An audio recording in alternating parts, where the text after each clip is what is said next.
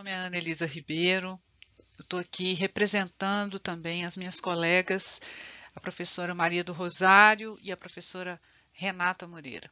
Nós três coordenamos o grupo Mulheres na Edição, é um grupo de estudos que existe já desde 2018, a partir de um projeto de pesquisa financiado pela FAPEMIG, agência que agradecemos aqui. O Mulheres na Edição vem produzindo trabalhos, pesquisas, relatos sobre a importância das mulheres para o campo editorial brasileiro. Embora agora isso pareça óbvio, isso não é tão óbvio assim quando a gente estuda a história editorial do país e percebe que ela é muito contada pelos homens, mas também os protagonistas, os grandes personagens dessa história são homens, ou isso a narrativa faz parecer que quase não há ou não há mulheres importantes nesse meio. Então, a gente vem produzindo, orientando trabalhos também nessa direção e encorajando aí um grupo grande que tem pessoas de várias partes do país e de outros países também, para a gente conseguir fazer essa interpelação à nossa história editorial, colaborar com ela para agregar outros nomes e outras histórias a essa história hegemônica e, de alguma maneira, também comparar com as histórias de outros países, países às vezes parecidos com o nosso, às vezes muito diferentes do nosso. Então, nós estamos investigando o contexto brasileiro.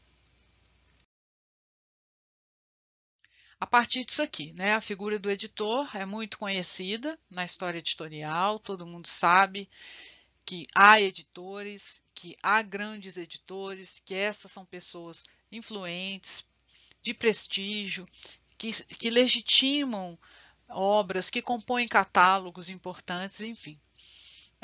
Várias áreas do conhecimento têm investigado a edição, a leitura, o livro. Isso tem merecido atenção. Também gera biografias, narrativas de vida, narrativas profissionais, mas geralmente de homens. Esses personagens geralmente são grandes homens da nossa história cultural e intelectual. E aí nós começamos a nos perguntar, a partir das pesquisas sobre escritoras, que são muitas também, tanto pesquisas quanto escritoras, nós começamos a nos perguntar quem as publica. Será que há mulheres, né, tomando decisões nesse sentido? Então, é um lugar social e intelectual muito dominado pelos homens, por isso que a gente veio para essa trilha das vozes periféricas, e é interessante porque são vozes numerosas, mas continuam não hegemônicas, né? Então, a gente olha que essas trajetórias dos homens são louváveis, é claro, mas eles não são os únicos ocupantes dessas funções ao longo da história. Mas essas histórias não estão contadas ou raramente estão contadas. Tem um colega no México, Sebastián Rivera Mir, num livro dele lançado esse ano pelo Conselho Latino-Americano de Ciências Sociais, é um livro gratuito, interessante. Na parte que ele delimita lá como estudos ligados a aspectos de gênero, que é o caso do nosso, ele diz que o mercado, que o espaço editorial latino-americano é marcadamente feminino. É muito interessante ele dizer isso, porque, de fato, muitas mulheres sempre trabalharam no mercado editorial, em algum papel do mercado editorial, como revisoras, como transcritoras, como tradutoras.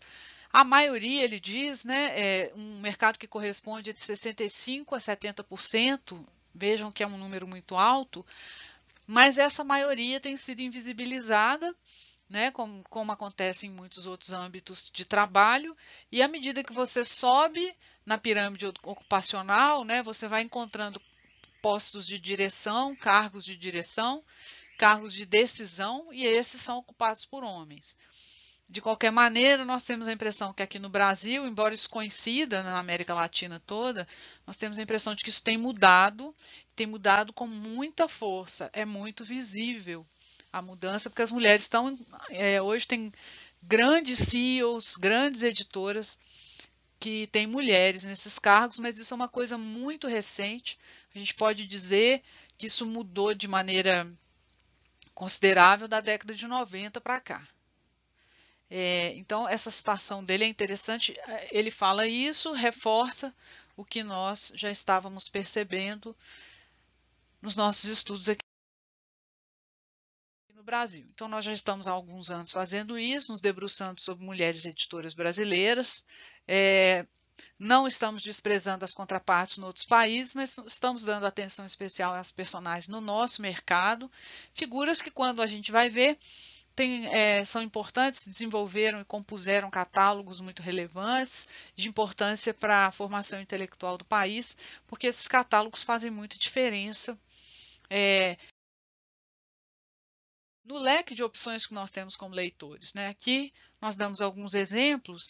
A professora Zaide Musart, Zaide Lupinati Musart, que foi fundadora e editora da editora Mulheres em Florianópolis, em Santa Catarina.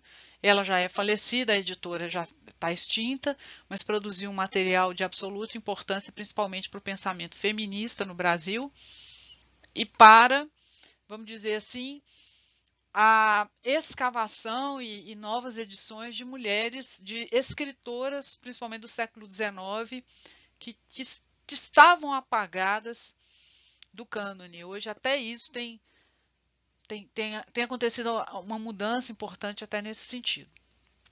Para falar de uma mineira já bastante conhecida, a Maria Mazzarello Rodrigues, editora da Masa Edições, recentemente fez 80 anos, foi homenageada do Festival Literário Internacional de Belo Horizonte, recebeu recentemente um título da UFMG em reconhecimento ao trabalho dela. Então, a gente vê que isso mudou ao ponto de a Masa receber essa série de homenagens. Hoje ela é uma mulher conhecida, a trajetória dela é muito interessante, é uma mulher de origem pobre, é uma mulher negra, que tinha todas as razões para não estar no lugar que ela efetivamente ocupou.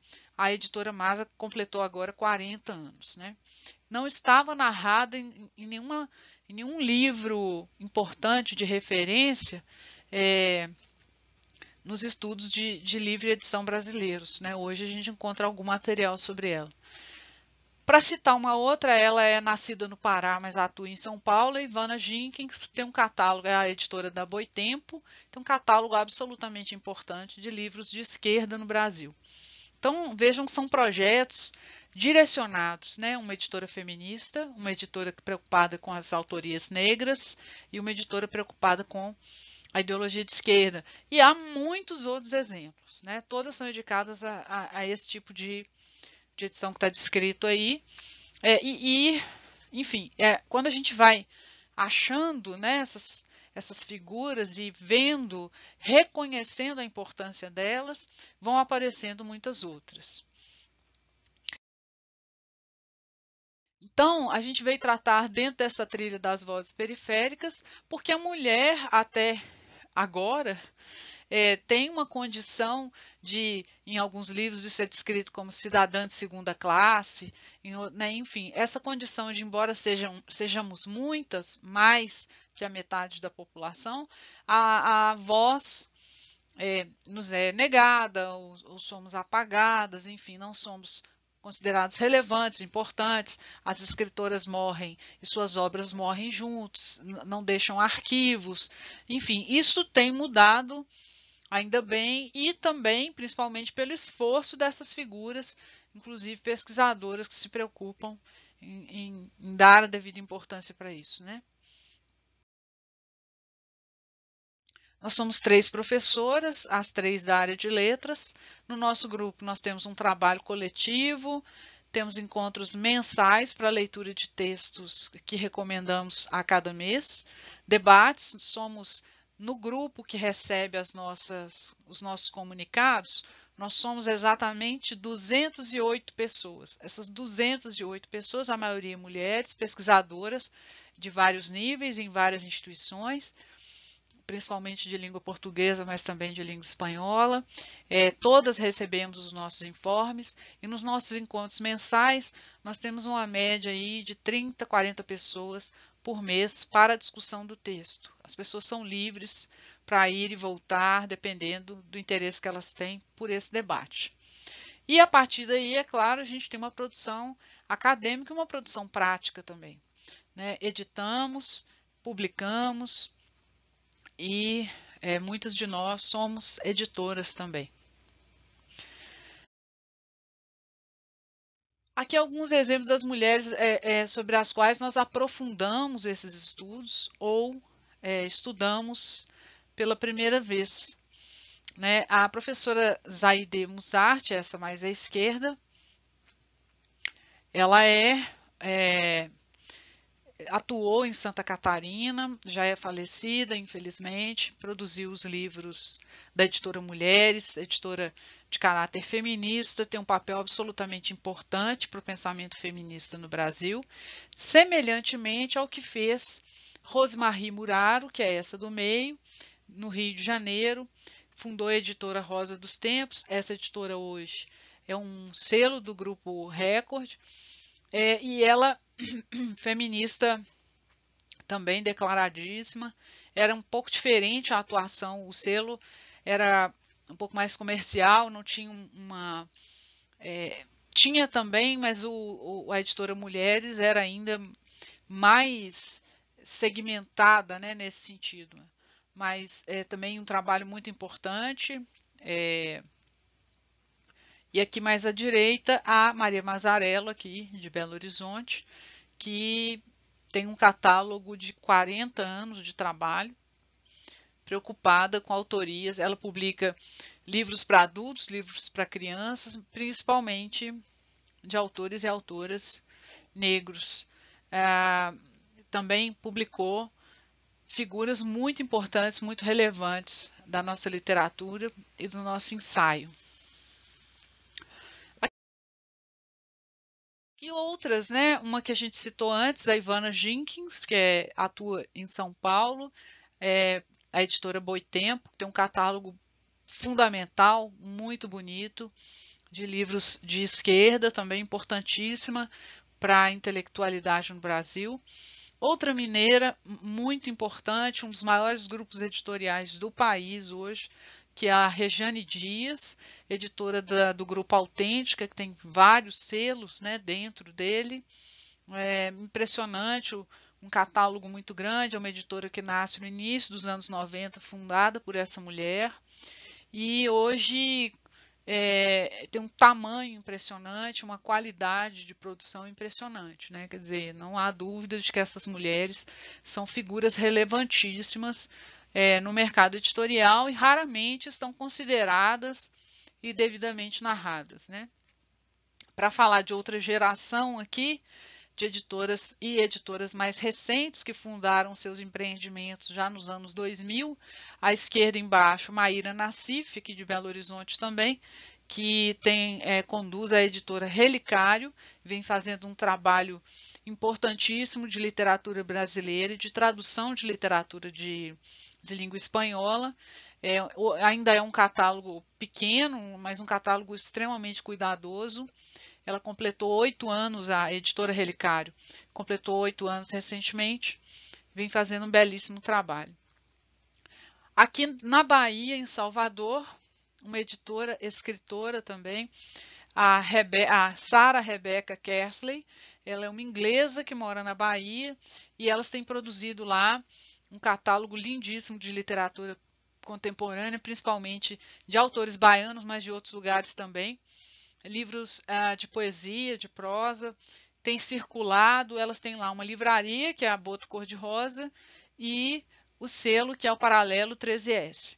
Então, vocês veem, tem pessoas fazendo isso no país inteiro, mulheres fazendo isso no país inteiro, e nós estamos em busca delas, e para essa história não ficar apagada como ela ficou. Nós encontramos editoras desde a virada do século XIX para o XX, mulheres que fizeram edição em outras condições históricas e tecnológicas, inclusive, porque a edição foi sendo facilitada pelas condições tecnológicas, mas encontramos mulheres que fizeram edição, por exemplo, em tipografia, no final do século XIX, no século XX, ali, 1935, 1940, nós já encontramos algumas. Mas essas mulheres vão tendo dificuldades de várias ordens para serem editoras, né? À medida que o tempo passa, a situação das mulheres muda, e a situação também tecnológica nossa muda, essas mulheres vão encontrando espaço importantíssimo nesse mercado. Eu acho que a história vai mudar muito daqui para frente. Então, esse é o nosso trabalho, é muito breve, muito rápido. Nós trouxemos aqui só alguns exemplos de que essas vozes têm sido consideradas periféricas porque a elas não tem sido dado o relevo que elas têm. Nós achamos que elas não têm nada de periféricas nesse sentido, né? Acho que estamos saindo desse lugar de apagadas, silenciadas, etc. Esse contato é para quem tiver interesse em participar do grupo, em conhecer o grupo e escrever para esse e-mail que nós fazemos esse cadastro e as pessoas ficam à vontade para frequentar os nossos encontros. Muito obrigada e até a próxima.